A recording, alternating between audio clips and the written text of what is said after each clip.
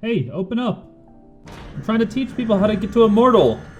Oh hey, my name's Shady. Welcome back to Iron to Immortal, the series where I help you pass your respective ranks. Let's hop right into what you need to know. If you feel like skipping, here's some timestamps to find what you want.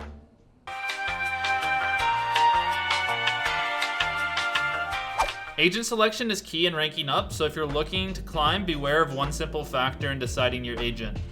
Climbing deliberately requires you to make decisive plays like aggressive rotation and to not be tied down to your abilities.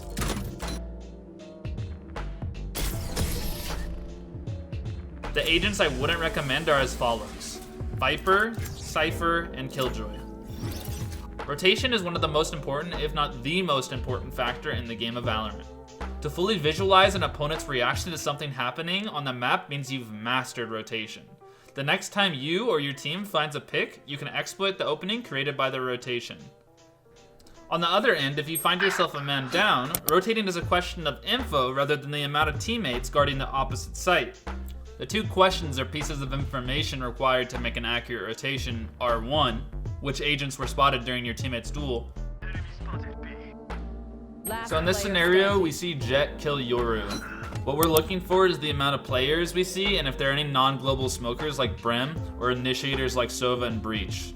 If you spot these agents or 3 players, these are both good indications that they're trying to hit that side of the map and they warrant a rotate.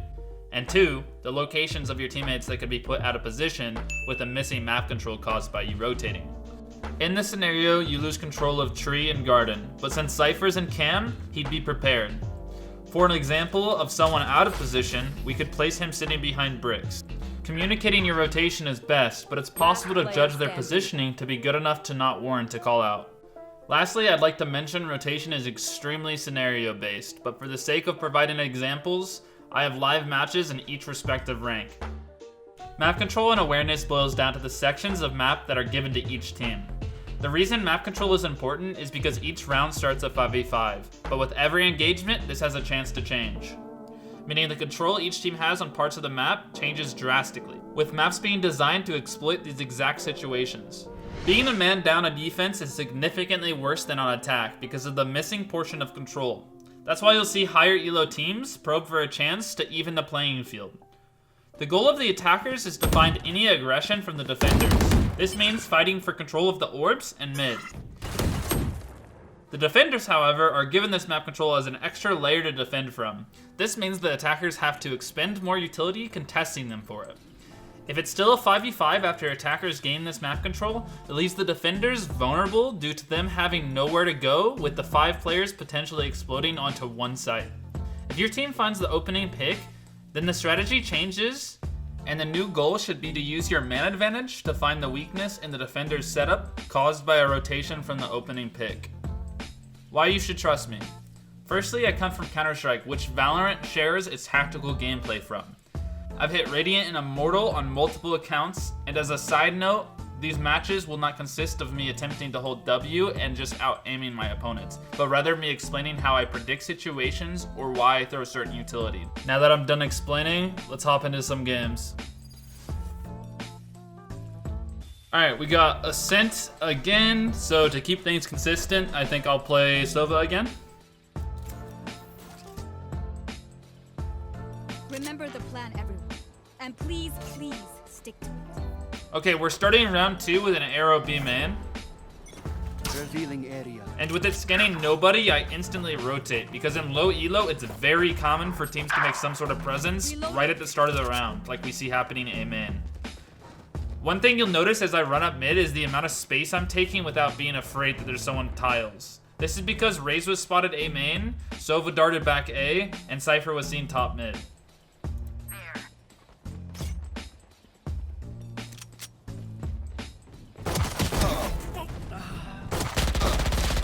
After finding a kill onto Cypher, I get put down by Sova.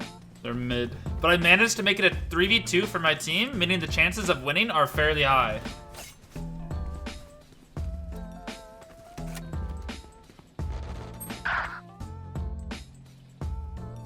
Last player standing. Sova ends up getting 2 1v1s on my teammates. This puts Raze in a 1v2. Spike planted. After planting the bomb, the enemy Raze decides to take an isolated 1v1 with our Raze. This is the worst play she could have made because she pushed with a man advantage. One enemy remaining.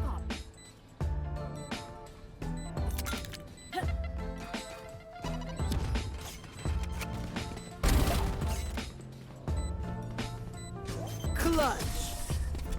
Okay, so I'm starting with the same arrow for B on round 3. Revealing area. Bought an Odin to get spam kills, There they are. but I couldn't quite finish the Sova. Sova then arrows, to which I hide.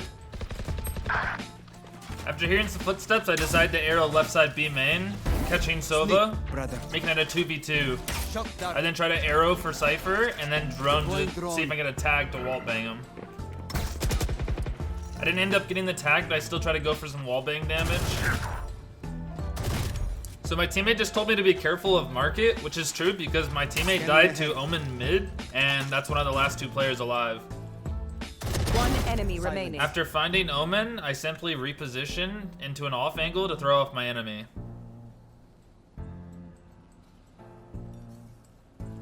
Goodbye, Cypher. You will not be missed. Okay, round 4, same spot, but I change up my arrow to make it less Scanning ahead. predictable. I begin rotating because of the info we just got on minimap, but my dart catches Omen towards B.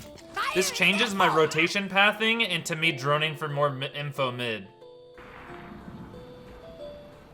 So since I'm not seeing Omen rotating through mid, that tells me he's either in spawn or in tiles. I predict that he's in tiles, so I hold it, and he walks right into my crosshair. I am the hunter. Last player standing. Out of Spike charges. planted. Revealing. Oh, fucking. Round 7 is a good example of why Sova's so good at B. I start the round with a drone instead of an Deploying arrow. drone. I catch Sova and Raze, and Scanning I ahead. immediately dart. Hunter. With the info I gained from my dart, we can clearly see Raze is separated from our team, so I immediately go for a dart and then fight her plat. Shock dart. Omen killed. Your duty is not over. With their Reyna dying, we know the last 2 are B main. So I prepare myself to swing, One enemy catching remaining. Sova with Cypher still B main. Aw, don't try harder. Hunt. Another example as to why Sova's so good at B, I'm back to shooting my dart, and immediately looking for any scans. Omen and Sova got scans, so I immediately put Omen down and get some damage down onto the Sova. I then follow this by 2 darts, B main, to catch anyone potentially re-aggressing or the Sova that I may have hit. Here comes the party. Right here. We see Cypher, and we know Sova's B main, Reyna top mid, and bomb down outside of B. With this, I drone for info to see if there's anyone close B main, which there's not. I then see Raze on minimap and Sova collecting bomb. So I slowly re-aggress to see if I can catch Sova with bomb.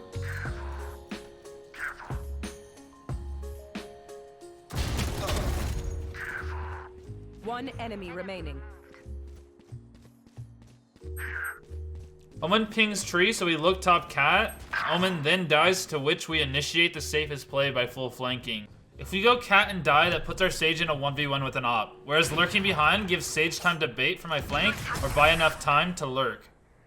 If you look at my positioning, even though Sage found the frag, there was 5 seconds in between me and being behind the Reyna completely. Round 7, pistol round of the second half, 6-6, and we're gonna start with a B rush. Scanning We ahead. immediately get Omen blind with Reyna also here. Going to assist my Raze.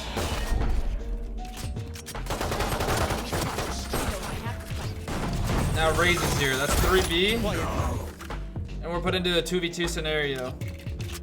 I'm gonna drone out to get info to see if there's anything more, because it was looking like a stack.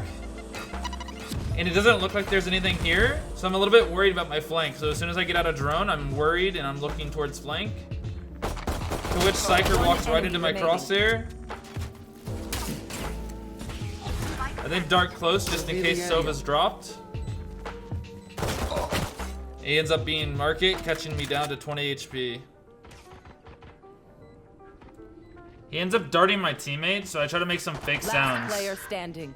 He didn't fall for it, takes my teammate down, and I'm left in a 1v1 with 20 HP. I hear him run out of sight and instantly hop into drone, so I walk behind him trying to catch a timing.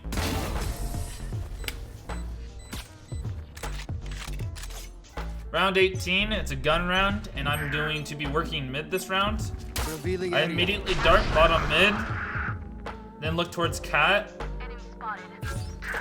With Omi getting scanned, I end up taking him down, and then immediately running up Cat to show some split presence.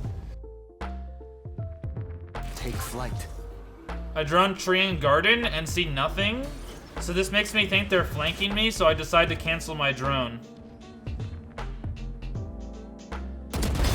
No more. Shot that. One enemy remaining. Here. I got the spike. Last enemy. Out. Round 19 is an interesting round because I do the same setup as last round, but it's met with aggression B main. I try to slow it down with the shock dart, but as you can see, Reyna just completely outplayed me. And now it's time for my adaptation. An Odin and a post on B main. So there's no early aggression like last round, but I'm still banking on Reyna showing herself B main.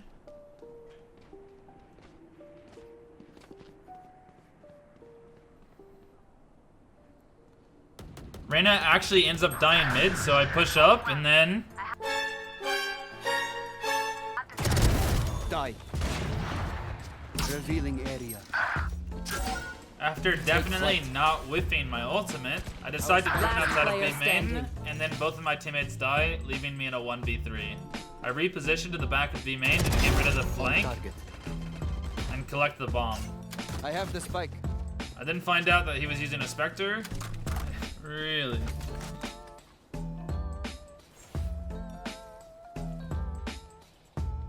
And good timing. Really? Shot down. Shot down. For you.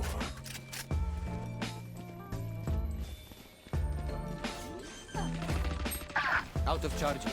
Fire is Moving ahead. One enemy remaining.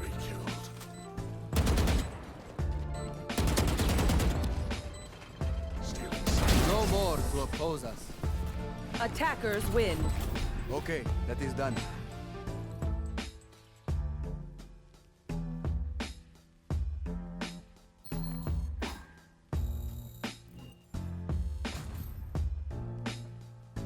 Hey guys, it's Shady. Thanks for making it to the end of this week's video. Before you click off, I have a couple things I want your opinion on.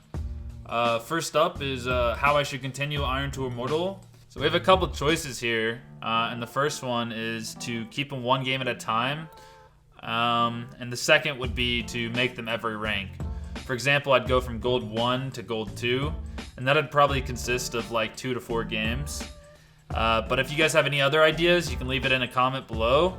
And the other thing I wanted to mention is how you guys would feel about maybe me potentially setting up a Twitch to live stream maybe alt account games, maybe main account games, maybe even making a new account, maybe racing to Immortal as fast as I can, or Radiant even. Just let me know in the comments, and yeah, peace out, boys.